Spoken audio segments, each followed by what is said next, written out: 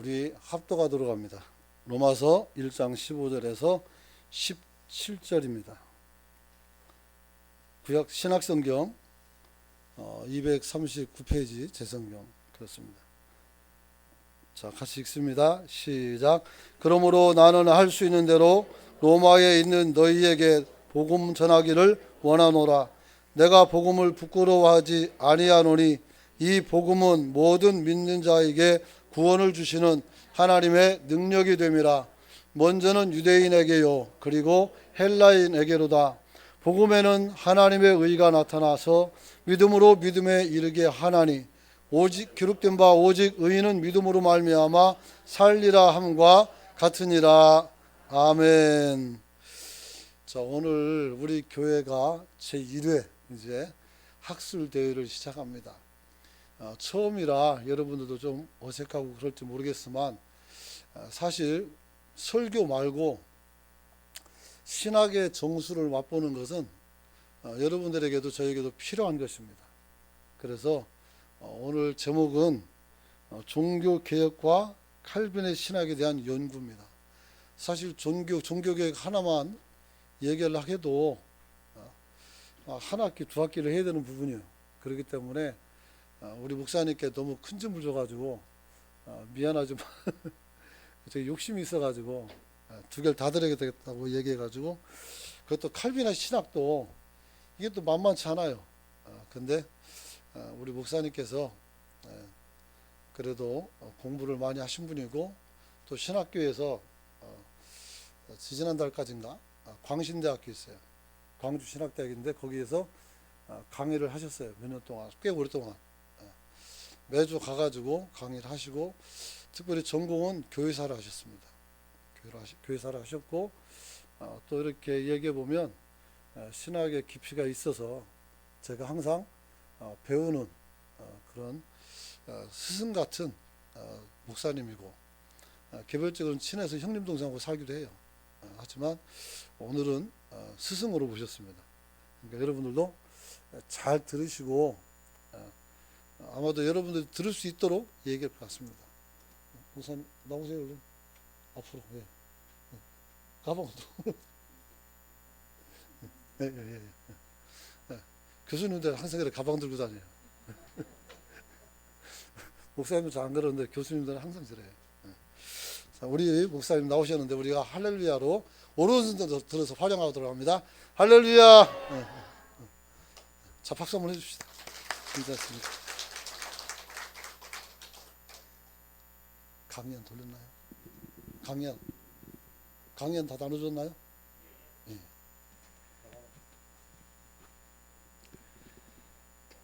하나님께 감사드립니다. 귀한 사자 목사님 심호하시는 교회, 제가 지금 한 번이 아니죠. 우리 원로 목사님 심호하실 때 제가 한번 왔고, 또 지난번에 오 목사님 또 부족한 저를 불러서 설교 한번 했고, 이번에 또 하겠습니다. 저를 모르시지는 않겠죠? 네. 오 목사님이 참 만나면 참 편안합니다. 뭐 권위주의도 아니고 아주 겸손하고, 또 제가 이때까지 교회에서 오랫동안 같이 하는데도 얼굴에 노를 품는 적이 없습니다. 참 귀한 목사님이시고 여기서 이렇게 또 강의를 할 수 있게 해주셔서 감사합니다. 한번 기도하겠습니다. 하나님, 부족한 종이 제가 무엇을 말하겠습니까? 오늘 종교개혁주의를 맞이해서 귀한 말씀을 살펴보고자 하오니 부족한 종의 입술을 사용하시고 온 교인들이 다 은혜 받을 수 있는 자리가 되게 해 주옵소서. 예수님의 이름으로 기도드리옵나이다. 아멘.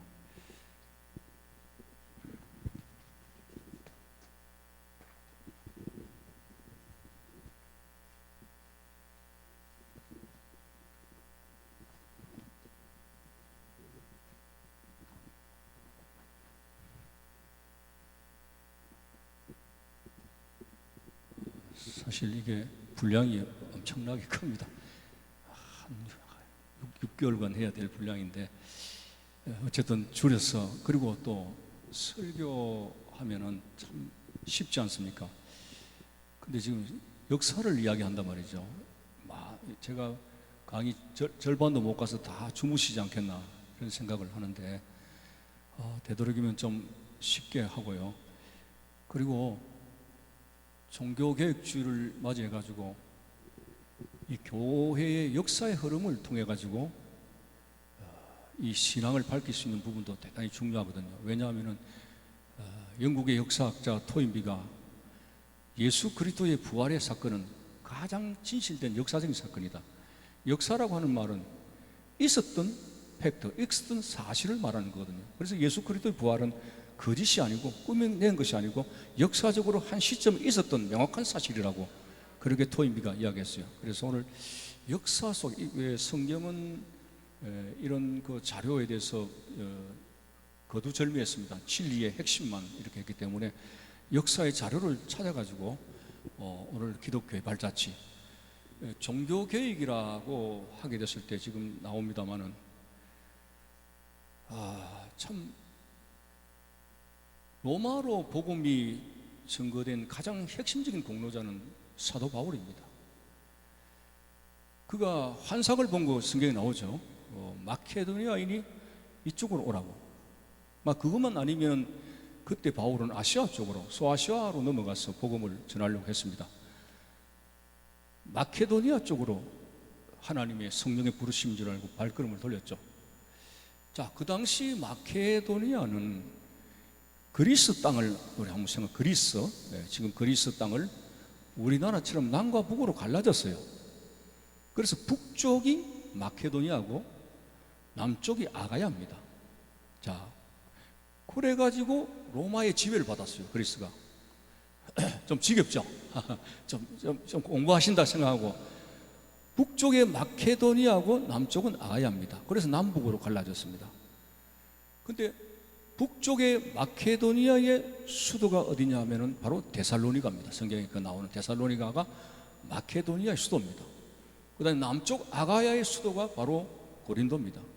우리가 데살로니가 전후서를 읽으면은 바울이 교회를 데살로니가에 세웠는데 유대인들이 깡패를 동원해 가지고 그 교회를 못하게끔 막았어요.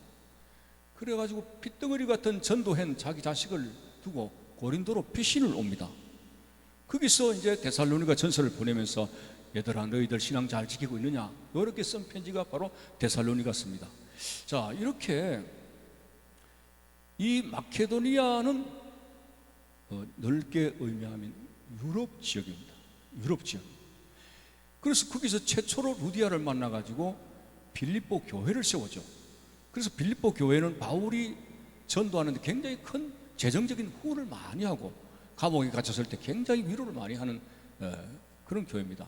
자, 이래서 사도행전을 쭉 읽어보면은 바울은 그렇게 감옥에 안 갇히고 시달리지 않고 풀려날 수가 있었어요.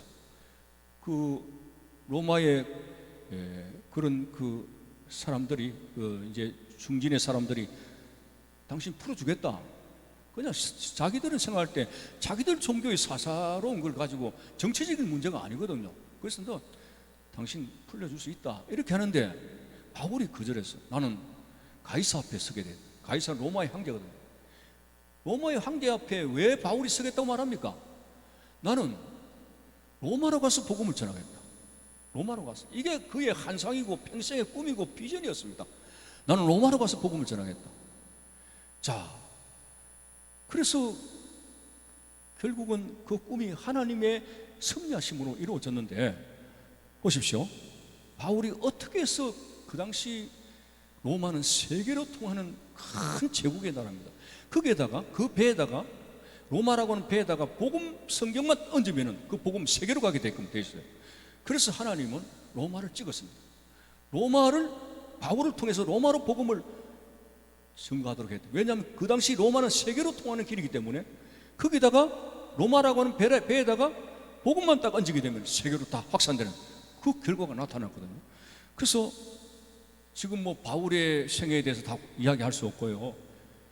그가 로마의 1차 감옥 투옥될 때가 있습니다. 그때는 좀 자유로웠어요. 가택연금 수준입니다. 그죠? 집에 들어있고 집 안에서만 갇혀있지 다른 데 못 나간다 이거죠. 그래서 그 1차 투역에 한 2년 동안 감옥에 들어 있었습니다. 그때는 바울이 빌립보 교회로부터 선교비를 지원받아가지고 자기가 셋집을 얻었어요. 저 로마의 테베라 강가 하숙집을 셋집으로 바울이 돈 내가지고 거기서 셋집을 요즘 말로 세를 내가지고 거기서 2년 동안 감옥살이를 한 거예요. 자, 그러면서 바울이 전도하면서 많은 교회를 세웠는데 그 성도들이 찾아옵니다. 아, 참 수고 많으십니다. 그래서 자유롭게 만날 수 있었어요. 자, 만날 수 있고 이렇게 되어졌는데 거기서 뭐 오네시모를 만나고 그런 이야기 많습니다만은, 자, 그래가지고 재판을 기다리고 있었는데 이 바울을 고소했던 유대인들이 나타나지를 않아. 정인으로 나타나야 되는데 슬그머니 빠져버립니다. 법적으로 그냥 무거운 짐을 질까 싶어서. 그러니까 그 로마의 그 벼슬치들이, 아니 바울을 지금 가이사 앞에 서야 되게 재판을 해야 되는데, 진행해야 되는데 고소했던 유대인들이 안 나타나니까, 정인들이 안 나타나니까 당신 막 나가라. 자, 그래가지고 1차 감옥에서 풀려났어요. 풀려나가지고 2년 동안 거기서 뭐 옥중서신, 뭐 골로새서 뭐쭉 편지를 허송세월 하는 게 아닙니다. 열심히 그 로마 땅에서 복음을 전했어요.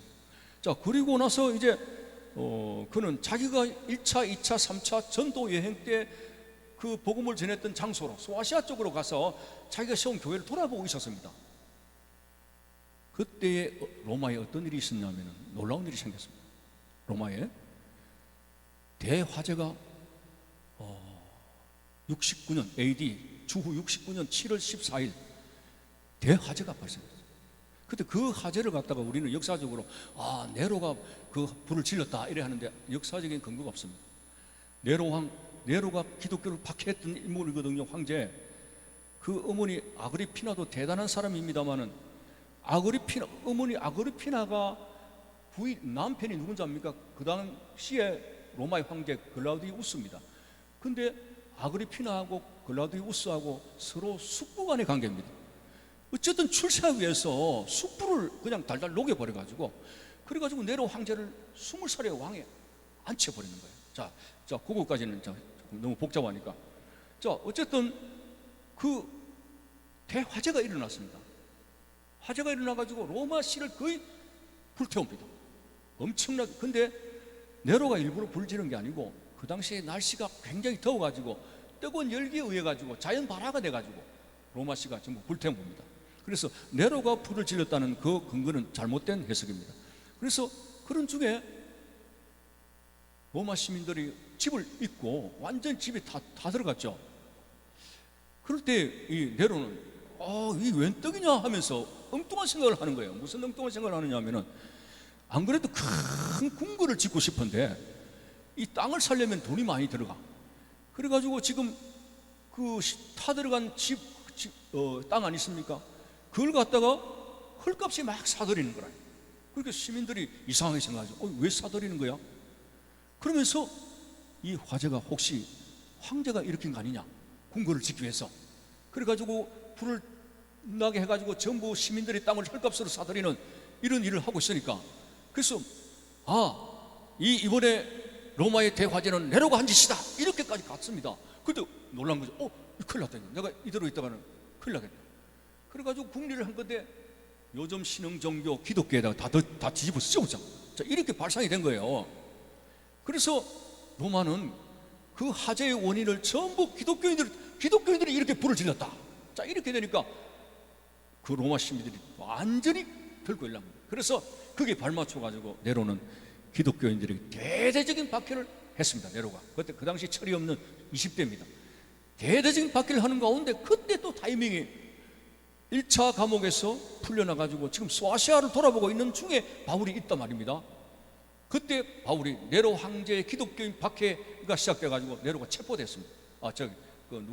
바울이 체포됐습니다. 여러분 좀 이해하세요. 오락가락 하는데 바울이 체포돼가지고 그때 여름 옷을 입고 있었어요. 여름 옷을. 바울이 여름 옷을 입고 바로 연행돼가지고 소아시아에서 로마로 가는데, 소아시아에서 그 로마로 가는데 비행기로 3시간, 4시간 걸립니다. 자, 우리가 부산에서 제주도까지 비행기 타고 가면 얼마나 걸립니까, 시간이? 예? 1시간. 그러면은 서너 시간 걸린다면 거리가 굉장히 길죠? 예? 여기서 제주도까지의 거리의 4배 정도, 뭐 이렇게 되는 거리니까 그 당시 비행기도 없어, 자동차도 없어, 배로 또 걸어서 이렇게 가는 거리입니다. 자, 그래서 연행돼 가지고 체포돼 가지고 복음 전하다가 이 네로의 박해령에 의해 가지고 로마로 갔습니다. 압송되었습니다. 지금도 그 이태리에 가면 그 지금 바울을 기념하는 세분수 교회가 있습니다만은, 바울이 지하의 캄캄한 감옥에 공기통만 있고 빛이 들어오지 않는 캄캄한 감옥에 거기서 이제 마지막 생애를 보낸 겁니다. 그때 네로 황제 때 순교가 되는 것인데, 바울이, 내가 왜 지금 바울 이야기를 했냐면은 이 복음이 어떻게 해서 전해진 것인데 왜 타락했냐 이거요. 왜 중세의 로마 캐톨릭 처치가 교회를 말아먹었냐 이거요. 바울이 어떻게 자기 모든 철물을 바쳤어. 그리고 예수 그리스도의 제자들이 그 유럽 쪽으로 가서 복음을 전가한 자들도 있는데, 그래서 바울이 로마 감옥에 갇혔을 때에 캄캄합니다. 그래서 그때 한 말이 이걸 겁니다. 나는 나의 달려갈 길을 마치고 믿음을 지켰으니 이제 후로는 의의 재판장 되신 주님께서 나에게 멸류관을 주실 것이미라. 죽음을 앞두고 지금 그 선을 한 거죠. 천국에 대한 분명 확신을 가지고 이제 내 사명, 하나님 부르신 내 사명 이제 끝났으니 날날이 왔다. 그 2차 마지막 감옥 투옥에서, 그 캄캄한 지하에서, 그런데 순교하기까지 남아있는 동안 너무 외로웠습니다. 왜냐하면 1차 감옥 때는 신앙의 자유가 있기 때문에 많은 자기의 제자들이 바울을 찾아왔습니다. 아이고 얼마나 수고하십니까? 감옥살이 막 그래 물질적으로 지원하고 막 기도하고 그렇게 찾아왔어요. 그러나 지금 네로 황제의 이 박해 때는 예수 옛자만 풍겨도 잡아가지고 죽입니다. 아무도 바울을 아는 체 안 합니다. 그래서 성경에 보니까 사랑하는 데마도 나를 떠났노라.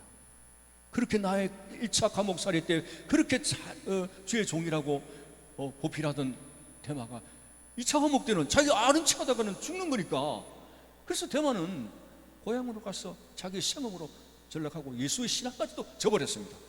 여러분, 절대로 예수 신앙 버리면 안 됩니다.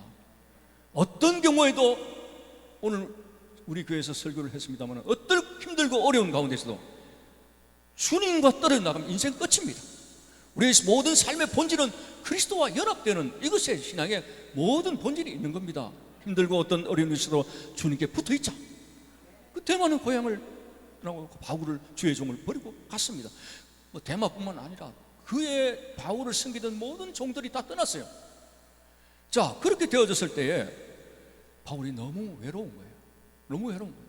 물론 천국 주님이 계시지만은 예수님도 외로움을 표기하셨죠. 여우도 굴이 있고 공중에 나는 새도 보금자리가 있지만은 인자는 머리 둘 곳이 없노라. 인간의 육신적인 것을 입었기 때문에 어떤 목사님은 왜 장례식 때면 박수치고 천국 가는데 뭐가 눈물이 나서 우느냐고 막 야단친다고.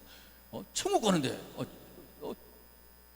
뭐 어디 이별하나 천국 조금 있으면 만날 텐데 막 그런 뭐라 하시더라고. 근데 그분 사모님이 돌아가시니까 눈물을 비오듯이 흘려. 아이고 내 마누라, 내 마누라. 말도 안 되잖아요. 인간적으로 슬픈 겁니다. 슬픈 겁니다. 그래서 바울은 너무 외로웠어요. 그리고 그 소아시아에서 로마까지 압송되면서 여름이 지나고 거의 초겨울 결시에 많이 추웠어요. 지하에 여름 옷차림을 그대로 있다니까. 누가 더운 옷을 줍니까? 1차 감옥 때는 바울을 위로했던 사람이 옷도 넣어주고 음식도 넣어주겠지만 2차 감옥 때는 아무도 바울 누가만 따랐죠. 다 떠났습니다. 그리고 여름 옷을 입고 감옥에서 벌벌 떨고 지하에 캄캄한 데서 죽을 날만 기다리고 있는 거예요. 바울이 외롭지 않습니까? 하나님 나를 갑니다만은 인간적으로는 그렇다면 이겁니다. 자, 그러는 가운데 바울이 안 할 소리를 했습니다. 너무 약해졌어요. 디모데 전후서를 그때 쓰게 됐는데, 디모데야, 난 너 보고 싶다. 속히 오너라. 사실 디모데가 그때 에베소에서 목회를 하고 있는데, 에베소에서 로마까지가 거리가 얼마입니까? 2달 거리입니다. 그 에베소가 저기 디모데가 건강이 안 좋았어요. 그래서 바울은 네 건강을 위해서 포도주를 좀 쓰라고 하지 않았습니까? 건강이 안 좋았어요. 건강이 안 좋은 상태 속에서 목회를 하고 열정을 가지고 하고 있는데 그 연약한 몸으로 자기가 오라는 거예요. 바울이 옛날 같으면 그런 소리 안 합니다. 연약한 소리 안 합니다. 그리고 디모데야, 네가 올 때 내가 저 드로아의 가보에 그어서 에베소에서 드로아까지가 80km 정도입니다. 한 일주일 걸어가야 됩니다. 드로아에 내가 전도하면서 입었던 그 겉옷이 있다. 그 겉옷을 좀 가져오너라. 그 겉옷은 뭐 좋은 옷이 아닙니다. 담요에다 구멍을 손 들어가도 구멍 뚫은 그런 옷인데 그거 가져오라는 거예요. 춥기 때문에. 응? 그 옷에 땀 범벅이 땀 냄새, 바울이 선도하면서 노상에서 입었던 옷이기 때문에 그 옷이 뭐가 귀중하다고. 그런데 바울이 너무 외롭고 너무 아프고요. 거기서 바울이 견딜 수 없어가지고 자기도 하지 못할 연약한 소리를, 아들 디모데야, 드로아에 가거든 내가 벗는 옷을 좀 가져오너라. 너무 춥다는 거예요. 그래가지고 디모데가 그 편지를 듣고 얼마나, 우리가 역사적으로 자료를 볼 때 얼마나 울었는지 몰라. 내 스승이 이렇게 말씀을 하실 분이 아닌데 왜 이렇게 약해지셨다는 거죠. 얼마나 고통스러웠습니다. 그래가지고 얼른 드로아에 80km를 달리고 그 옷을 가지고 그 머나먼 로마 길에 도착을 했을 때에 이미 바울은 순교하고 이 세상에 없었습니다. 그 옷을 가슴에 안고 얼마나 펑펑 울었는지. 내 스승 바울이요, 내 아버지 바울이요. 자, 제가 왜 이렇게 지금 바울을 소개했냐면은 오늘 종교개혁이 일어날 수밖에 없었던 것은 로마 가톨릭 처치, 이 중세 교회가 다 말아먹었습니다. 원래의 이 초대교회를 다 말아먹어버렸습니다. 바울이 그렇게까지 온 전신을 다해서 복음을 전했던 로마로 가서 나는 로마로 가기 전에 죽지 않겠다. 이게 내 사명이다, 내 비전이다. 로마로 가지 않겠다고, 가이사 앞에 가지 않겠다고 포기만 하면 얼마든지 자유인이 되는데 그 삶 자체를 다 던져버리고 거기에 로마에다가 복음을 실었는데 그게 어떤 복음인데. 자, 그래가지고 교회가 제2차의 어떤 로마에 가서 연단기로 들어가는데, 자, 제가 칠판을 좀 사용하겠습니다만은 로마의 10대 황제, 교회사 연구에 나오면 10대 황제로부터 기독교인들을 약 200년 동안 대대적으로 바뀌었습니다. 사자의 맹수의 밥이 되게 하고 석유 불질러 가지고 태워 죽이고, 우리 교인들에게 이야기했습니다마는 어떤 갓난 아기를 안고 있는 어머니가 애처로워서 그 형을 집행하는 그 집달리가 당신 여기서 예수만 모른다고만 얘기해주면 당신 아이하고 살 수 있다 그러고. 근데 문득 이 어머니는 아이를 딸립니다. 얘야, 너 말 못하지만 내 이야기 듣거라. 불 속에서, 뜨거운 불 속에서 5분만 견디면 우리는 천국 간단다. 그 말 못한 아기에게 그 말을 들려주고 유유히 장작더미 위로 올라간. 자, 그런 엄청난 박해가 200년 동안 넘게 되었습니다. 자, 그래서 왜냐하면 그 눈에 이물질이 들어가면 눈물이 나고 그렇잖아요. 그 이방 그 로마의 어떤 태양신을 섬기고 하는 그게 진리의 복음이 들어가니까 마찰이 일어나지 않을 수가 없습니다. 며느리와 시어머니가 마찰이 일어난다고 하는 것처럼 그렇게 200년 동안 박해가 되었습니다. 그런데 드디어 하나님은 이제 로마의 복음을 높이 횃불을 듭니다. 콘스탄틴 황제가 313년에 우리 모든 로마인들은 기독교를 인정하라. 모든 로마의 기독교인들은 자유스럽게 이제 신앙생활을 하라. 자유 칙령이 떨어지고 그게 바로 밀라노 칙령, 콘스탄티우스가 313년에 그렇게 칙령을 내려서 그때 우리 민족이 일본 사람으로부터 해방받아 막 강경하는 그거는 유도 아닙니다. 얼마나 함성을 질렀겠습니까? 와, 마침내 신앙의 자유가 왔다. 거기서 그래서 로마 탄탄한 그 로마 제국의 권력에 복음이 싣고 떠나서 세계로 확장되는 거예요. 그래서 콘스탄틴 다음에 데오도시우스 황제 때 390년에 아니다, 이 기독교는 우리나라 국교로 선포한다. 온 로마의 사람들이 기독교를 믿어야 된다. 이렇게까지 성리하게 되었습니다. 그래서 유명한 교부학자 터틀리아는 이렇게 말했습니다. 순교자의 피는 교회를 세우는 씨앗이다. 결코 예수 그리스도를 위해서 맹수의 밥이 되고 장작더미에 타져서 가는 그 성도들의 순교가 조금도 헛되지 않다는 거예요. 그들이 흘린 피로 말미암아 로마의 교회가 세워졌다 이 말입니다. 그래서 대성리를 하게 된 거죠. 그리스도인들은 결코 폭력으로 휘두르지 않았습니다. 폭력으로 투쟁하지 않았습니다. 우장적으로, 기도로, 죽음으로 그렇게 나갔을 때 로마는 그리스도의 십자가 앞에 무릎 꿇고 말았습니다. 그래서 이렇게 로마가 복음을 싣고 정말 성령 충만하게 나아갔는데 어떤 때 문제가 생기느냐. 590년 이제 콘스탄틴 지나고 테오도시우스 황제 지나고 590년경에 그때 문득 조금 쓰겠습니다. 칠판을 쓸 수밖에 없는데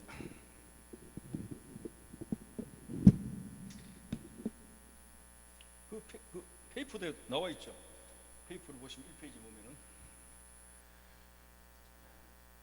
중세 가톨릭이 590년에서 1517년 동안 그 약 1000년 동안 로마 가톨릭 처치가 1000년 동안 진행이 되었습니다.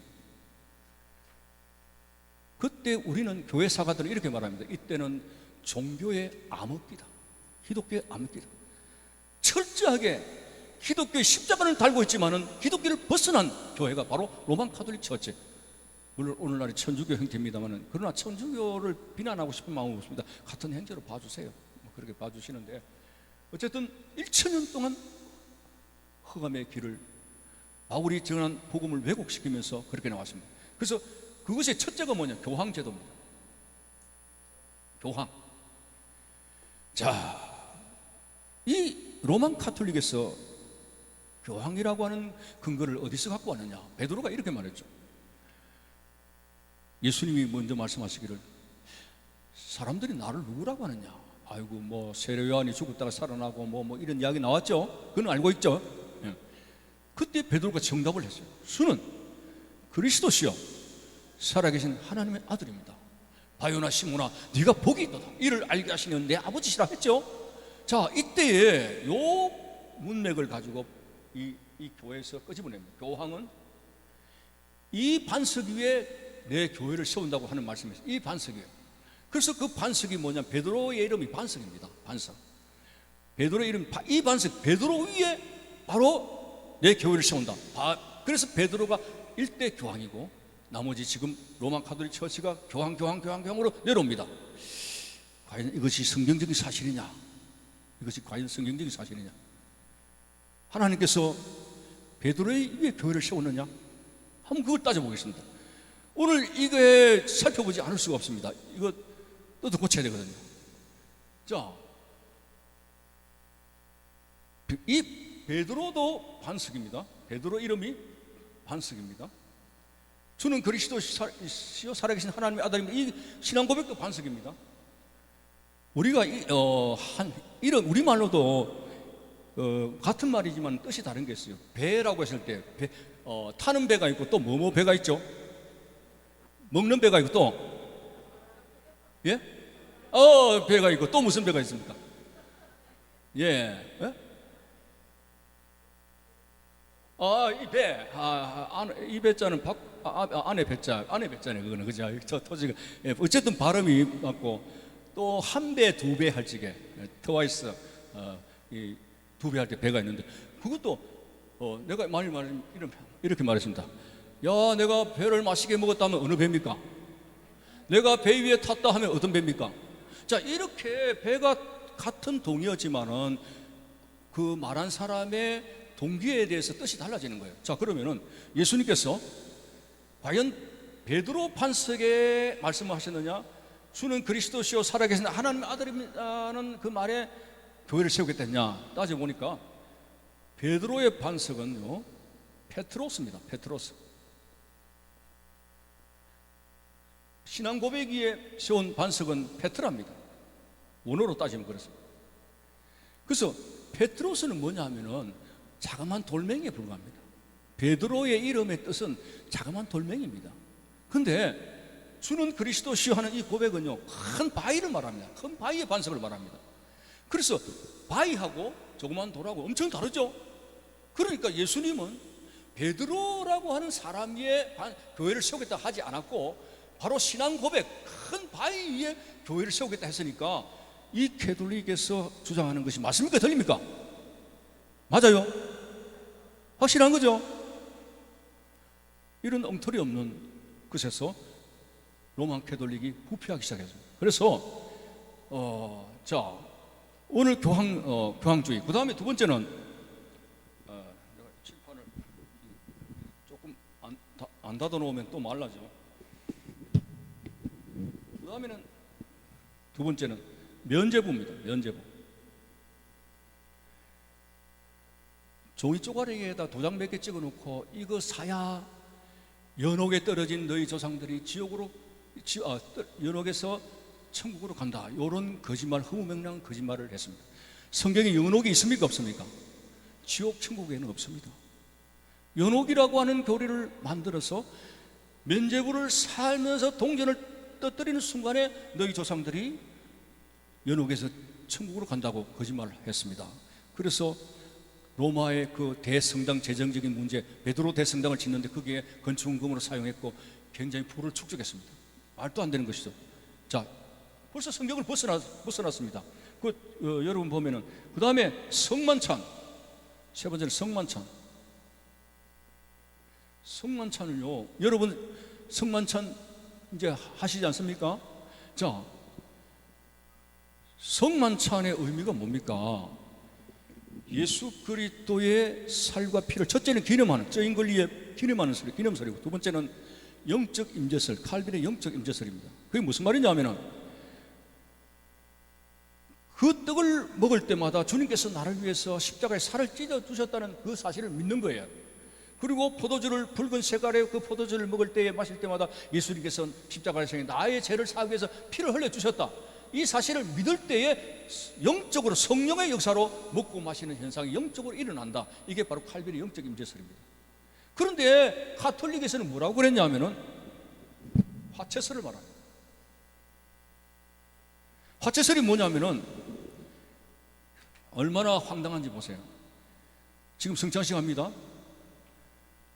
그 사제가 떡을 들고 포도주를 들었을 때 들고 있는 순간에 이 떡이 예수의 살로 바뀐다. 바뀌려 하죠. 포도주도 사제가 들어야만, 다른 사람이 들면 안 돼. 사제가 들어야만 그 포도주가 예수의 피로 변한다. 그게 화채설입니다. 이거 뭐냐면 교권주의의 그들의 성직의 교권을 갖다가 굉장히 위장시키고 굉장히 돋는 거예요. 엄청 일이 없습니다. 여러분, 목사님이 이 성찬식에 떡을 들 때 예수님의 살로 변합니까? 그래서 먹습니까? 아니죠. 포도주를 제가 들 때 갑자기 예수님의 피로 변하는 거 아니죠. 이게 그런데 1,000년 동안 이거 해먹고 있었어요. 로마 가톨릭에서. 그러니까 그 당시에 사제의 말이 법입니다. 사제가 행하는 성찬식 참여 안 하면 이건 안 되는 거예요. 사제를 통해서만 살과 피로 변하니까 그 주교들, 사제들의 권한이 굉장히 커졌습니다. 이 카리스마가 대단한 거예요. 성경에 없는 겁니다. 그것은 기념하라, 쩌인 권리의 기념설이고, 그것을 믿을 때에 성령으로 영적으로 나에게 먹고 마시는 역사가 일어나는 영적 임재설, 칼빈의 영적 임재설이 맞는 겁니다. 자 이렇게 되어지게 되고, 또 내가 나와 있는 대로 천동설. 웬 천동설, 천둥치나 천동설.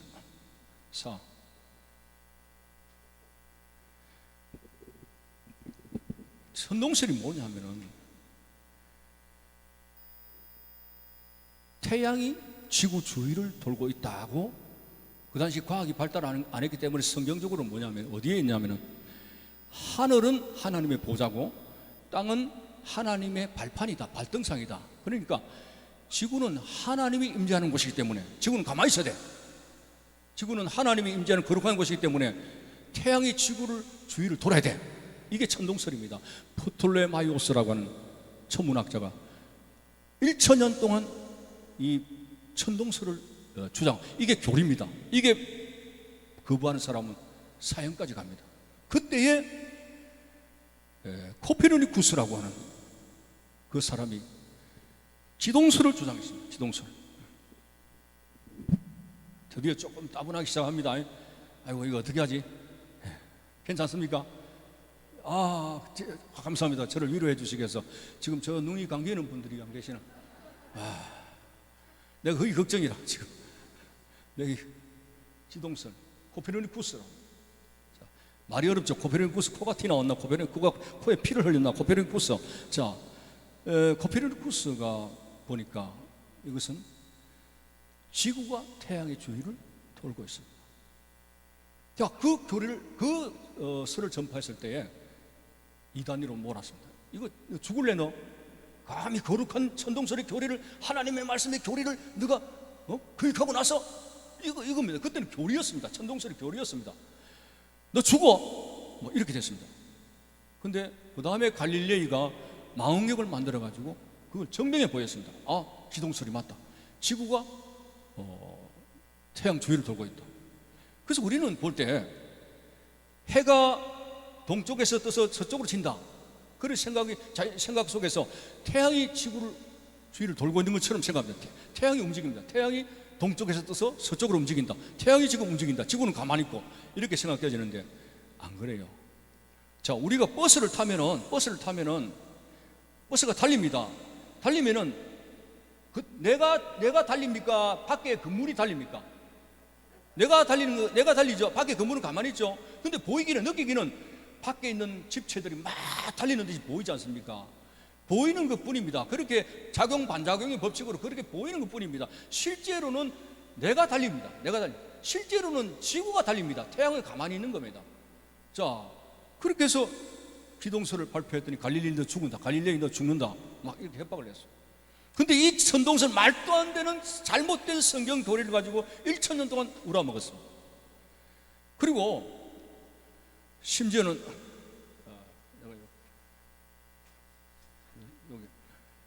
그 다음에 빨리 넘어가야 되는데, 지금 내가 마쳐야 할 시간이 가까웠잖아요. 지금 이제 서론하는데 큰일 났다. 네. 자, 마리아 평생 동정녀설이 있습니다. 마리아는 원죄가 없다, 죄가 없다. 왜냐하면 신이신 예수님을 낳았기 때문에 그분은 죄가 없다, 이렇게 말을 합니다. 자, 그래서 마리아를 통한 기도가 지금 생겼고, 마리아 숭배설이 생겼습니다. 하나님 어머니라고. 이게 바로 가톨릭 교리입니다. 여러분, 마리아가 죄가 없다는 걸 증명해 보이겠습니다. 자, 죽음은 어디서 왔느냐? 욕심이 잉태한 적 죄를 낳고, 죄가 장성한 적 죽음이 되느니라. 죽음은 죄의 결과입니다. 그러면은 마리아가 죄가 없다면 죽어야 됩니까? 안 죽어야 됩니까?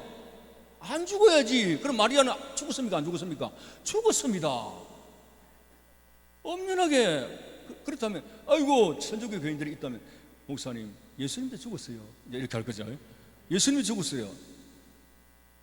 예수님이 죽은 것은 주님의 죄 때문이 아닙니다. 이사야서에 나의 모든 죄를 안고 죽으셨습니다. 자신의 죄 때문이 아니라 바로 우리의 죄를 뒤집으셨다. 그래서 우리의 죄를 확실히 뒤집으셨다는 역사적인 증거가 뭐냐면, 그분이 죽으셨다는 것이 바로 우리의 죄를 뒤집으시고 죽으셨다는 의미가 그게 되는 거예요. 확실히 그분은 우리의 죄를 뒤집으셨다는 게 그분이 죽음을 통해 증명되는 거예요. 그래서 마리아는 결코 우리의 중보 대리자가 될 수 없습니다. 그도 천국 가면은 예수님께 야 여자야 이렇게 될 겁니다. 이렇게 될 겁니다. 원 본질로 돌아가는 거죠. 자, 이런 거. 그 다음에 이제 콘스탄틴 기정설을 가지고 이야기를 해야 되는데, 이 자기들의 문서가 있습니다. 이것은 콘스탄틴이 이 로마의 주교는 교황 대접을 받아야 된다고 콘스탄틴 황제가 이야기했다고 말을 하는데, 그게 위정 문서입니다. 근데 그 문서를 가지고, 자, 여러분들, 콘스탄틴 황제가 기독교를 자유로 선포했던 콘스탄틴 황제가 교황 제도를 인정했다고 문서를 거짓으로 만들어 가지고 그걸 우라먹었습니다. 그리고 콘스탄틴이 라테란이라고 하는 큰 궁전을 만들어 가지고 로마의 주교가 거기서 살도록 했습니다. 근데 그 콘스탄틴이 말을 하기를, 라테란에 거주하는 주교는 어떤 구역의 어떤 지역의 주교보다도 뛰어난 존재다. 교황의 왕의 어떤 위치다 이렇게 했다는 거예요. 근데 그 문서가 위조였습니다. 자, 그것까지 다 이야기하면 복잡하고요. 자, 이렇게 해가지고 로마의 기독교가 변질이 되었습니다. 자, 그래서 간단하게 요약을 하게 됩니다. 이거 지우는 게 이건가?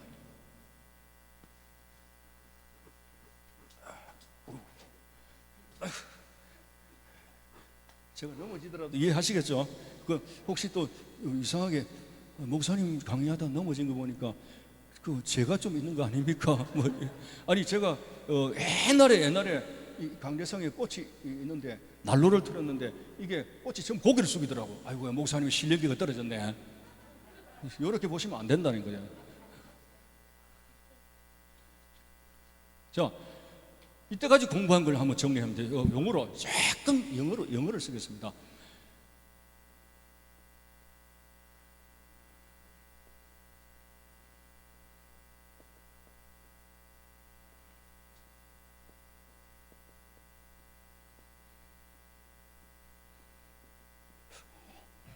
자, 이게 뭐냐면은 원래의 초기에 오순절 마가다락방 성령의 역사로 내 것을 하지 아니하고 그때 예루살렘 마가다락방이 예루살렘 최초의 교회입니다.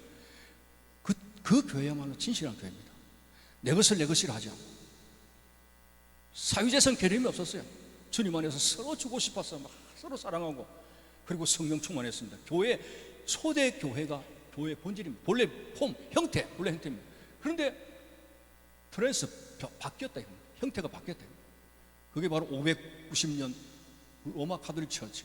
온갖 여러 가지 성경에도 없는 교리 만들고 전통을 만들어서 그들이 교황과 주교들이 한 교리 말이 성경보다 위에 있다 이런 거예요.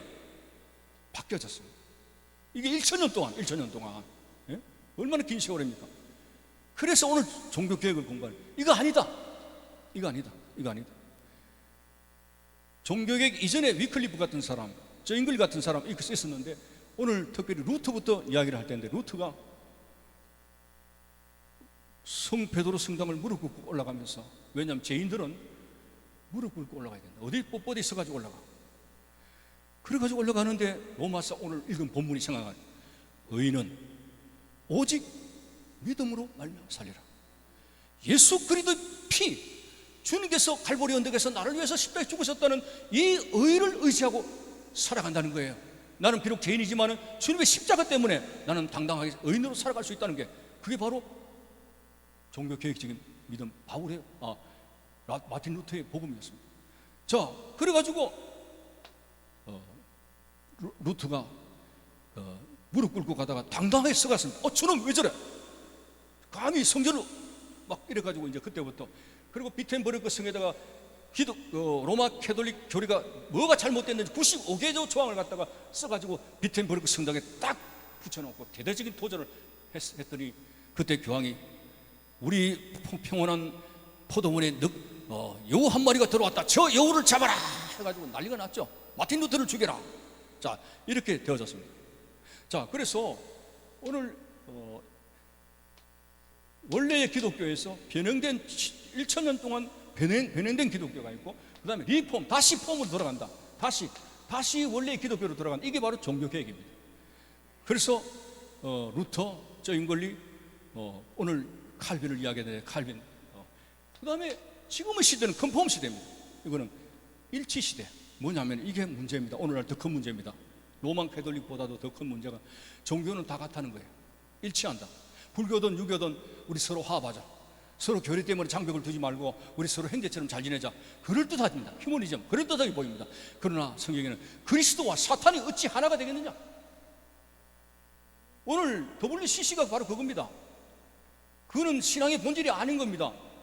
그리스도를 부정하는 겁니다. 귀신들과 야합하는 겁니다. 그리스도와 귀신도 어찌 하나가 되겠습니까? 일치가. 그래서 제가 초량에서 목회할 때 어떤 교회는 크리스마스 날 스님을 초빙해서 축사를 떴습니다. 우리 서로 화합합시다. 목사님도 절에 가가지고 그 무슨 날입니까? 4월 초파일날 가가 축사합니다. 확 그냥 첫 대뼈를 깠으면 좋겠어요. 저 사람은 거듭난 사람 맞아? 인간주의로 기울어지고 있습니다.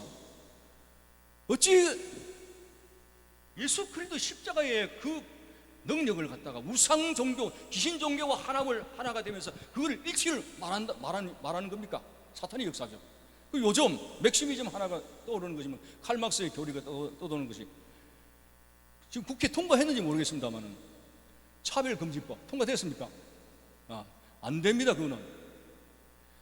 왜냐하면 한마디는 끄집어내면은 남자와 여자가 이성적으로 교제하는 거 하듯이 남자와 남자끼리 연애하는 것도 허락하자, 여자와 여자끼리 연애하는 것도 허락하자. 왜 남자와 여자의 결혼만 허락하고 동성끼리 하는 것은 차별이 아니냐, 이렇게 합니다. 이거 휴머니즘을, 인도주의, 인간주의를 가장해가지고 나타나는 사탄의 음모입니다. 이것은 차별이 아니라 하나님의 거룩한 질서입니다. 자석을 한번 같은 것끼리 붙여보세요. 붙습니까? 그래서 그끼리 한번 튕겨나갑니다. 본질적으로, 자연적으로 결코 같은 성끼리는 하나가 될 수가 없습니다. 이거는 차별의 문제가 아니라 거룩한 하나님 질서의 문제입니다. 이거는 막시미즘 공산주의에서 나온 겁니다. 그래서 오늘 제가 이왕 나온 김에 오늘 공산주의, 사회주의가 여러분 이게 사탄의 음모입니다. 나는 어느 표도 서지를 않습니다. 성경을 쓰고 내 말을 하는데 이 공산주의가 어디서 왔는지 오늘 밝히고 가랍니다. 사탄의 역사입니다. 자, 공산주의 혹시 뭐 좌파 우파 따질 것 없고요. 예.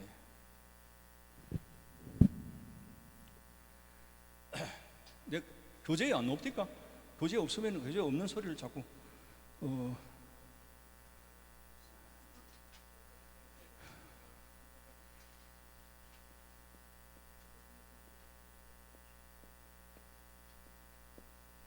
자, 검은 걸 오세요.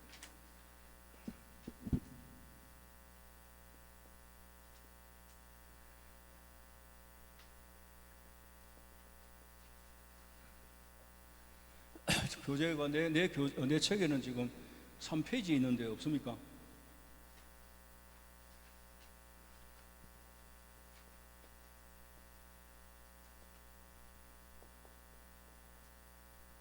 자, 요걸 기독 공산주의가 어디서 왔습니까? 자, 오늘 요거 밝히랍니다. 좌파 우파 싸울 것 없어요. 성경을 가지고 써야 돼요. 성경을 가지고. 나는 좌파 우파 싫어합니다. 뭐 파에 쏠리는 거 싫어합니다. 이 칼 막스 같은 경우에는요, 사회주의의 가도기를 밟고 공산주의로 이론을 체계화시켰습니다. 한마디로 칼 막스는 유물론입니다. 그리고 계급투쟁입니다. 요거 막 복잡하게 이야기할 것 없고, 자, 이 성찬식을 의미하는 것이 커뮤니언이거든요. 자, 요거 잘 들어보세요. 영어가 좀 그렇다 해도 성찬식을, 예수님의 살과 피를 나눈다는 것이 바로 커뮤니언입니다. 다시 말해서 예수의 살과 피를 다 공유하자는 거예요. 모든 사람이 예수의 살과 피를 먹고 마실 때 주와 하나가 된다. 요것을 이제 공유라는 개념을 커뮤니언, COM, 공유재산입니다. 공유재산. 자, 예수님의 살과 피를 먹고 마시고 나누는, 예수님의 살과 피를 공유하는, 모든 믿는 자에게 다 공유하는 거죠. 그리스도와 연합해야 되죠. 그래서 공유한다는 말이 나왔습니다. 근데 이 칼 막스 같은 경우는 초대교회에 내 것을 내 것이라 하지 않고 사유재산 개념이 없어요. 내 재산이 없다는 거예요. 모두가 다 공동의 재산이다. 이거는 좋아요. 그런데 무슨 말이냐면은 이 칼 막스가 여기서 공유 재산을 끄집어내 왔습니다. 예수님처럼 예수님의 살과 피를 다 공유한 것처럼 이 공유 개념을 가져왔습니다. 초대교회 내 재산은 없다. 모든 공동재산이다. 모든 백성들의, 사회인들의 재산이다. 그래가지고 여기서 커뮤니즘 공산주의가 나왔습니다. 공산주의는 사유재산이 없습니다. 철저하게 모든 공유재산입니다. 그런데 자, 여기서 무슨 그림자가 나오냐면은 예수님의 살과 피, 예수님의 살과 피를 공유하는 겁니다. 근데 이 칼 막스는 예수님의 살과 피가 없습니다. 예수가 없습니다. 바로 포도주와 빵만 가지고 나온 거예요. 물질만 가지고 나온 거예요. 예수의 머리는 배격하고 그 칠해인 포도주와 빵만 가지고, 물질만 가지고 물질을 공유시켜야 된다. 그래서 예수가 있는 자리에 사람이 군주로 남아있는 겁니다. 예수에게 대하듯이 제1인 통치자에게 모든 권한이 있게 됩니다. 자, 보십시오. 이게 얼마나 사탄의 그림자인지.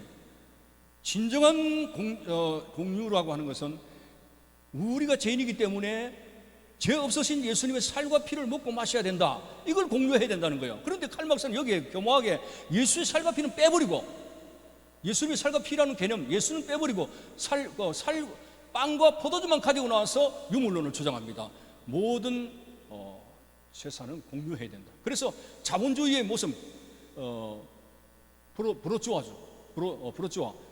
이 가진 자들을 어쨌든 투쟁을 해가지고 그들을 뺏겨내가지고 프롤레타리아, 없는 자들이 나누어져야 된다. 계급 투쟁을 의미하게 되는 거죠. 자, 여기에 긴 시간을 할 필요가 없는데, 오늘 진정한 공산주의는 예수의 살과 피가 있어야 됩니다. 그래서 제가 사함을 받고 천국에 들어갑니다. 그런데 왜 칼막스는 예수의 살과 피는 다 싹둑 잘라버리고 오늘 물질만 가져와서 공유재산하자, 모든 사람들은 물질을 공유해야 된다, 이거 아닙니다. 그래서 이 칼막스의 공산주의를 가지고 러시아의 레닌이 볼셰비키 혁명을 일으켜가지고 공산 정권을 만들었다 아닙니까? 칼막스 공산주의를 토대로 해가지고. 그런데 그 빵이 최고다, 물질이 최고다 하는 그 공산주의, 소련 공산주의가 70년 만에 무너졌습니다. 사람이 떡으로만 살 것이 아니에요, 하나님 입에서 나오는 모든 말씀으로 살 것이라. 유물론 그 자체가 우리 삶의 모토가 아닙니다. 오늘 공산주의는 예수가 없습니다. 그래서 이 공산주의, 이 우리나라가 공산화되면 기독교부터 완전히 없애버립니다. 기독교가 안 맞습니다. 공산화되면 우리 기독교 죽습니다. 북한에 1906년도 평양 예루살렘이 얼마나 뜨거웠습니까? 1906년도 길선조 목사님 부흥의 역사 이렇게 해가지고 북한이 굉장히 뜨거웠거든요. 그러나 공산화돼가지고 기독교가 완전히 박멸된 거 아닙니까? 그래서 이것은 기독교의 가장 유사한 것처럼 보이지만은 사단의 음모고, 만일 공산화된다면은 우리 기독교는 완전히 다 무너져야 됩니다. 이런 것을 알고, 좌파 우파가 문제가 아니고 성경을 들여다보십시오. 성경을 들여다보십시오. 이 커뮤니라고 하는 성찬식은 우리가 죄인이기 때문에 자신의 살과 피를 나누어주고, 이게 공유재산인데 왜 예수의 살과 피는 다 제거해버리고 빵만 가져와가지고 이것을 공유해야 된다, 사람이 가지고 있는 물질을 공유해야 된다는 그 개념으로 공산주의가 되어버렸습니다. 자, 그래서 이들은 철저하게 기독교를 박해할 수밖에 없습니다. 그러나 놀라운 것은 칼막스의 공산주의자가 빵이 최고라고 칼막스 주장했는데, 칼막스와 중요한 친구가 엥겔입니다. 엥겔스, 그 경제학자입니다. 그런데 빵이 없어가지고, 빵이 최고라고 주장했던 칼막스가 빵이 없어가지고 자기 친구에게 늘 빵을 빌려서 먹은 사람입니다. 이런 모습을 가지고 있었습니다. 자, 오늘 칼빈으로 넘어갑시다. 칼빈, 너무 오랜다. 지금 화가 좀 난 것 같은데 10분만 더 할게요. 왜냐하면은 이게 한 학기 강의를 제가 하던 것이기 때문에 사실 1시간 해가지고는 택도 없습니다. 자, 그러면은 칼빈이 걸어다니는 병원이다. 몸이 너무 약했습니다. 몸이 병약했어요. 안 아픈 데가 없어요. 근데 대체적으로 폐가 안 좋다든지 몸이 안 좋은 사람이 하나님 앞에 크게 쓰임 받대요. 내가 좀 폐가 안 좋거든. 아이고, 우리 교인들이 그런 거예요. 목사님 뭐 크게 쓰임 받았어. 내가 생각할 때 오늘 하나님의 위대한 종 우지성 목사님 심호하는 교회에 와서 강연을 하게 됐다는 그 자체가 큰 거 아닙니까? 예? 본인도 안 믿어요? 그냥 하시라고. 자, 그래서 칼빈이 걸어다니는 병원이라고 그렇게 되어졌는데, 지금 농축을 해가지고 말씀드립니다. 언제 이 사람이 기독교인이 됐냐면은 본래 가톨릭 집안입니다. 가톨릭 집안, 어머니가 일찍 돌아가시고 법학을 공부했고 수사학을 공부했고, 그래서 설교에 도움이 많이 되는, 하나님께서 미리 공부를 시켰어요. 설교에 도움이 되는 학문을, 법학을, 수사학을 공부시켰는데 1533년경에 회심했다 하는 뭐냐, 자기 친구가 바로 뭐냐면 파리 대학교 신임 총장으로 부임해 갈 때, 그래서 니콜라스라고 하는 친구가 칼빈을 불렀습니다. 친구야, 내일 총장 연설해야 되는데 네가 연설문을 좀 작성해다오. 알겠다. 근데 그게 바로 종교개혁적인 로마 카톨릭에 도전하는 교황 자체를 부정하고 면죄부를 부정하고 화채서를 부정하는 그 완전히 종교개혁적인 연설문을 담았을 때에 그걸 가지고 연설을 했는 거라. 바로 이것이 교황청에 들어가고 니콜라스는 총장에서 파면되고 칼빈을 잡아라. 또 이렇게 된 거예요. 칼빈을 잡아라. 칼빈을 죽이라. 그래가지고 이 칼빈이 결국 프랑스를 떠나서 제네바로 오게 되는데, 제네바로 오게 되는 것도 사실 프랑스 안에 스트라스부르로 가려고 했습니다. 거기서 연구를 해야 되겠다 했는데 마침 독일하고 프랑스하고 전쟁이 일어났어. 그래서 우회해서 제네바로 우회를 해가지고 돌아가야 됐다는데, 그 제네바에 우회를 했는데 거기서 스위스에서 종교 개혁을 하던 기욤 파리라고 하는 개혁자가 칼빈을 붙들었습니다. 밤에 찾아가지고 당신 우리를 좀 도와라. 도저히 우리 힘으로 이 스위스를 종교 개혁 도시로 만들 수가 없다. 당신이 힘들게 된다. 근데 칼빈 나 못한다. 죽었다 깨도 못한다. 그때 기욤 파리 너 심리도 못 가서 발병 난다 막 이런 식으로 저주를 막 퍼부었습니다. 그래 겁이 나가지고 그거 할까? 뭐 이래 됐습니다. 자, 그래서 제네바에 머물면서 제네바 기독교 공화 정치를, 신정 정치를 거기서부터 해내게 됩니다. 자, 그래서 철저하게 기독교 교리를 가지고 정치를 해 나가는 데 있어서 그때 정치주의가 정치꾼이 하나 있어요. 굉장히 그 재력이 있는 사람이 있는데 그 사람이 털고 말았어요. 옛날 구교식으로 하자. 칼빈이 들어와가지고 미꾸라지 한 마리가 어디 여기서 감히 우리 교리를 갖다가 뭐 그렇게 하고, 그래가지고 칼빈은 그대로 밀고 나갔지. 안 된다. 나는 이것이 성경이고 이것이 믿음이기 때문에 이 제네바에서 이 성경적인 교리를 가지고 내가 정치하겠다. 그리고 시의회 성의를 얻었는데 결국은 뭐냐면은 기욤 파리를 그 권력과 재력을 가지고 있는 정치꾼이 반대를 하는 바람에 결국 이 칼빈은 쫓겨났습니다. 쫓겨나가지고 바젤이라는, 스위스 바젤이라는 곳에 기독교 기독교 강요 이런 책을 써내고 이렇게 있을 때에 칼빈이 떠나고 나니까 이 스위스 제네바가 엉망입니다. 사는 게 엉망이고 막 타락하고 그렇습니다. 아이고, 칼빈이 그리운 거예요. 그래서 무릎을 꿇고 거의 칼빈을 다시 제2차 제네바로 다시 초청을 합니다. 제네바로 다시 부르면 미안합니다. 이제 당신의 그런 모든 교리를 우리가 법화해가지고 이대로 우리 제네바를 다스려 주시오.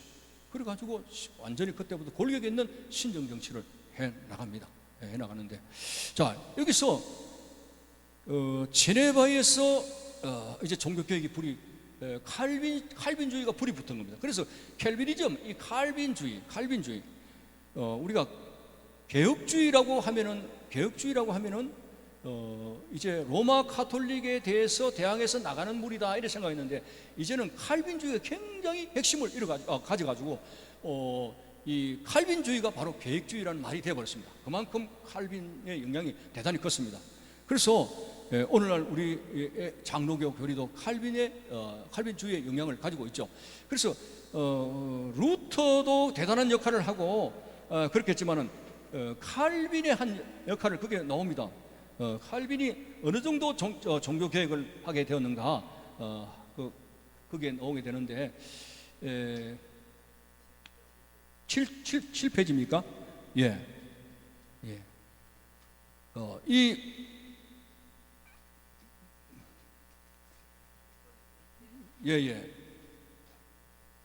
그래서 저인골리나 루트가 한 영역은 겨우 독일주의의 그런 스칸디나비아 반도, 노르웨이, 덴마크 정도밖에 안 되지만은 칼빈이 개혁주의를 선포하고 그렇게 교리가 거의 스칸디나비아 반도, 스위스, 독일, 유럽 전체 엄청난 영향을 끼쳤습니다. 그래서 칼빈이 제일 저인글리보다 독일보다 루트보다 나이가 26살 적습니다. 적어도 그 영향력은 루트보다 엄청나게 큰 파워를 가지고 세계적으로 칼빈주의가 뻗었습니다. 그래서 개혁주의, 로마 카톨릭에서 나온 개혁주의라 하면은 이제 뭐 여러 가지 교파를 루터교 뭐 이렇게 포함합니다만, 그러나 개혁주의는 바로 칼빈주의다, 이렇게 될 정도로 칼빈의 영향력이 굉장히 컸다 이겁니다. 그래서 오늘 우리가 이 칼빈의 영향을 쭉 살펴보게 되면은 교회의 신학자라고 하는 그 첫째 교회 신학자 그 7번에 보면 나와 있습니다. 첫째, 칼빈은 예배가 회복되어야 된다. 로마 카톨릭의 예배는 예배가 아니라 인본적인 것입니다. 사람, 교황과 사제가 하는 말이 성경보다 앞서는 겁니다. 그래서 이거는 아니다. 오직 믿음, 오직 성경. 그런데 교황과 그 당시는요, 라틴으로 된 그 번역된 것을 가지고 전부 자기들이 해석을 해가지고 나눠준 그것만 먹어야 되지, 그 어떤 누구도 성경을 해석할 수 없고 성경을 소지할 수 없다, 그래 된 상황입니다. 자, 그런데 이 칼빈은 이제 오직 성경이다. 우리가 성경을 건져갈 수 있고, 번역된 성경을 우리가 읽을 수 있고, 그리고 잘못된 것은 비판할 수 있고, 이걸 갖다가 이제 막 들고 나온 거예요. 물론 다른 종교 교육자들 들고 나왔습니다만, 그래서 예배를 회복돼야 된다. 오늘날 그래서 시간 관계상 우리 지금 현재 교회를 돌아보면서 우리의 예배는 지금 성경적인가? 이걸 한번 생각해 봐야 됩니다. 칼빈은 예배가 회복돼야 된다. 예배가 성경적으로 회복돼야 된다. 주일 성수하며 오늘 하나님의 말씀을 근거로 하는 예배가 이루어지고 있는가? 그래서 나는 이렇게 생각합니다. 한국 지금 많은 교회가 어려움 당하고 정치적으로 굉장히 지금 데모에 시달리고 그렇지 않습니까? 그때마다 우리 그 정치꾼들은 또 일부 교회 사람들 이렇게 말합니다. 돌멩이 던지고 밖에 투쟁하고 나가자 이럽니다. 나는 그때마다 침묵을 지켰습니다. 그건 아니다. 이스라엘 역사를 한번 보십시오. 이스라엘 역사가 정치적으로 어려움을 당한 것은 하나님과 그 백성들 간의 신앙의 문제였습니다. 그들이 신앙이 바로 안 되어 있기 때문에 정치적인 문제가 터지는 거예요. 이웃 나라가 들어서 그 이스라엘 괴롭히지 않습니까? 오늘 한국 이 정치, 경제 모든 한국의 어떤 문제는요, 우리 교회의 문제입니다. 교회가 다시 폼으로 돌아가야 됩니다. 교회가 예배를 회복하고, 교회가 교회 본질로서 빛과 소금의 역할을, 내 집을 먼저 청소해야 된다는 겁니다. 이것은 다른 데 돌질하는 것이 아니라 누구 정권 물러가라, 정권 물러가라, 이게 아니고요. 오늘 우리 교회, 우리 스스로가 가슴을 치면서 회개할 때 교회가 바로 서면 정치가 바로 섭니다. 투쟁 방법은 잘못됐습니다. 돌로 하는 거, 마치 그렇게 안 하면 비겁한 목사로 지금 전락이 되는데, 그거 아닙니다. 그거 아닙니다. 목숨을 던질 때 던져야 되지, 아무 때나 그냥 밀고 내가서 목숨을 던지는 거, 그거 사랑이 없으면 내 몸을 불사르게 내어줄지라도 아무것도 아니랬습니다. 그래서 오늘 한국 교회가 정화되고 말씀대로 바로 다시 리폼으로 돌아가게 되면, 정치, 경제, 우리 모든 분야의 나라는 평화롭게 된다는 거 확신을 드리고, 그래서 이 예배를 먼저 회복해야 된다. 그 다음에 칼빈은 사도의 가르침, 말씀 선포에 대해서 분명히 받아야 된다. 데살로니가 교인이 바울이 전파할 때 그것은 인간의 말로 받지 아니하고 하나님의 말씀으로 받음이라. 그렇습니다. 여러분, 예수 그리스도는 어제나 오늘이나 영원토록 동일하신데, 오늘날의 교회도 하나님께서 목회자를 세우셨고, 목회자의 입을 통해서 하나님께서 오늘도 말씀하시는 거예요. 제가 오늘 우리 주일학교 선생이 있게 되는데, 주일학교의 아이들에게 어떤 고난이 와도 찬양하고 기도해야 된다, 이걸 했는데, 주일학교 선생이 주보를 만들면서 이와 같은 때에 노래하고 찬양하고 기도하고, 그거 또 내하고 조율한 것도 없는데 그걸 딱 그렇게 찬양을 올려놨더라고요. 뭐냐면 예배 속에 하나님이 역사하시는 거예요. 인간이 인위적으로 하는 거 아닙니다. 설교를 인위적으로 하는 거 아닙니다. 적어도 목회자가 그 설교의 소스를 얻는 데는 많이 기도하고 노력하고 또 찾아보고, 그래서 하나님께서 오늘 이 말씀을 그의 백성들에게 프리칭하라고 하신 것인데, 그걸 인간의 말로 설교 시간에 여러분, 우리 이 교회는 조는 사람 없겠죠? 저는 설교를 잘 못해가지고 그렇습니다만, 설교 시간이 졸면 안 돼요. 유두부처럼 생명의 말씀, 하나님께서 그 말씀을 통해서 우리의 음성으로 들려주신다니까요. 그래서 사도의 가르침을 이 칼빈은 중요시하게 생각을 했습니다.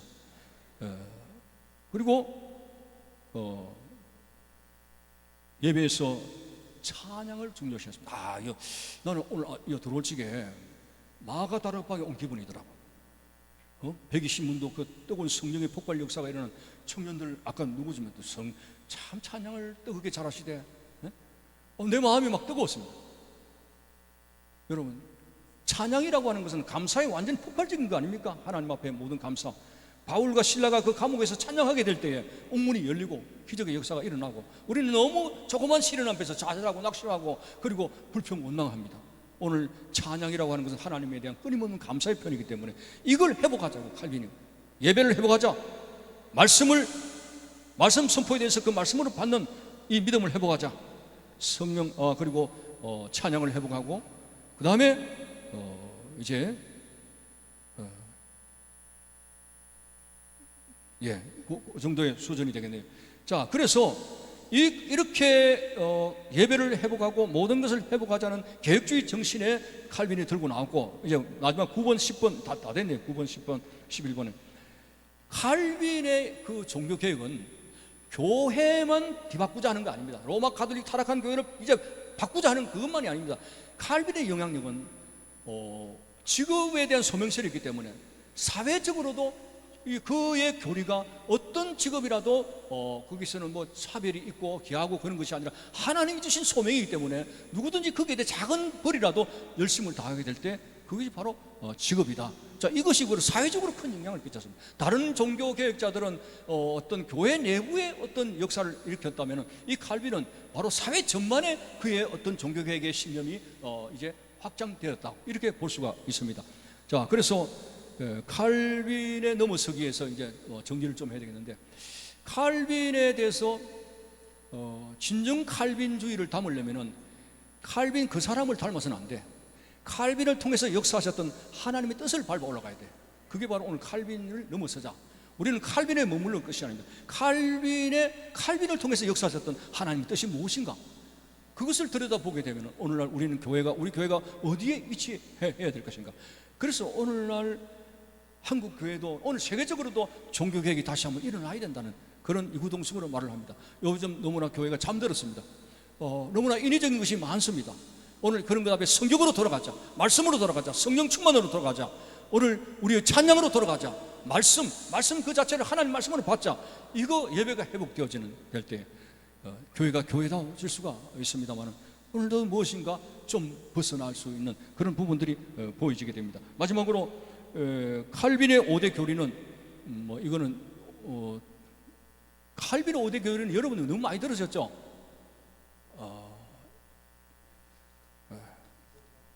예? 이건 다음에 하면 되죠. 예? 예? 하라고요. 예. 하시니까 그냥 조용히 사라지라. 알겠습니다. 시간이 지났어. 왜냐하면 나 목사님은 참 흉어물 없이 지내기 때문에, 내가 어떤 목사님 그래 말하겠어? 빰 맞습니다. 그러면 내가 참 동생과 같이 여기는 내가 그래 기분 안 상하죠? 고맙습니다. 어쨌든 정리를 하겠습니다. 로만 캐톨릭 처치, 그 대신 천주교하고 담쌓지 마세요. 그들도 성령 받은 사람 많아요. 천주교 교리를 안 따르고 그냥 하나님 믿는 사람 성령 받고 방언 터져요. 그러니까 너무 그렇게 그들도 노력을 많이 해요. 그래서 로만 캐톨릭 처치가 이러다가는 전부 개신교파들에게 교회를 다 뺏기겠다고 염려해가지고 자체 내에 종교개혁을 일으킨 그런 예수회가 있습니다. 그래서 그렇게 지금 많이 따듬어져 왔는데, 어쨌든 교회가 수만 명 모이는 그 목회 속에서 얼마나 목사님 많이 울었을까요? 큰 교회도 중요하지만은 여러분, 조그마한 구멍 속에 비싼 다이아몬드 한 100캐럿짜리가 빠졌다. 그때에 포크레인 가지고 됩니까? 안 됩니다. 그거 다 부사집니다. 조그마한 커피 숟가락으로 장대를 열어가지고 깊게 빠질 때 조그만 구멍에 아주 효율적으로 사용되는 것처럼, 오늘 물질 만능주의, 메모더, 큰 거 자꾸 이렇게 하는데, 작은 것에 충성하지 않으면 큰 것에도 불이한다 했습니다. 오늘 숫자적인 어떤 개념보다도 오늘 하나님 앞에 본질적으로 얼마나 마음을 다해서 충성하고 있는가에 따라서 우리의 작은 어떤 위치라도 하나님께서 크게 쓰신다는 사실을 알고 작고 큰 것이 문제 아니라 바로 성경으로 돌아가자. 오늘 하나님의 교회가 성경으로 돌아가지 않으면 오늘 교회만 문제만 있는 것이 아니라 적화될 수 있고 이 나라가 망할 수 있다는 이 사실을 알고 오늘 우리 교회, 우리나라에 왜 정치적인 소용돌이가 자꾸 일하면 뭐 자꾸 야당 뭐 여당 뉴스 듣기 싫어. 너무 사건이 많아요. 거짓말도 많고 이것이요 정치적인 문제가 아니라 오늘 교회가 바로 하나님 앞에 서야 됩니다. 교회가 하나님 앞에 회개하고 성경주의로 돌아가면은 이런 정치적인 문제가 조용히 잠들 것이고 남북 통일이 이루어지게 될 것이고 나는 안타깝게 생각합니다. 바벨론은 70년 만에 돌아왔는데 지금 저 북한 공산주의는 70년이 넘었지 않습니까? 1950년과 계산하면 가슴이 아픕니다. 우리는 자유스럽게 이렇게 평화를 맛보면서 살지라도 피를 토하고 부르짖는 동굴 속에서 부르짖는 북한 성도들의 기도가 있을 것입니다. 하나님 왜 저 기도를 들어주시지 않습니까? 남북 통일이 속히 이루어지게 해 주옵소서. 나만의 어떤 평안이 중요한 것이 아닙니다. 내 동족이 저들이 복음만 해서 다시 회복되어지는 역사가 나타나도록 이것이 바로 교회의 문제인 줄 알고 하나님 앞에 진정한 교회의 불길이 이 교회를 비롯해서 온 한국교회에 퍼져나가는 역사가 나타날 수 있기를 바라는 것입니다. 기도하겠습니다. 감사합니다. 두서없는 말씀을 정리시켜 주시고 교회가 교회다워야 됩니다. 사람이 많든 적든 간에 우리는 하나님 앞에 본질적으로 바로 서야 됩니다. 정말 복음 앞에 바로 서서 바른 복음대로 믿고 나가며 하나님의 교회들이 바르게 부흥되게 하시고 그래야 정치, 경제 모든 면에서 하나님의 은혜와 긍휼을 받을 수 있는 그런 여지가 나타나게 해 주옵소서. 예수님의 이름으로 기도드리옵나이다. 아멘. 자, 우리 박수로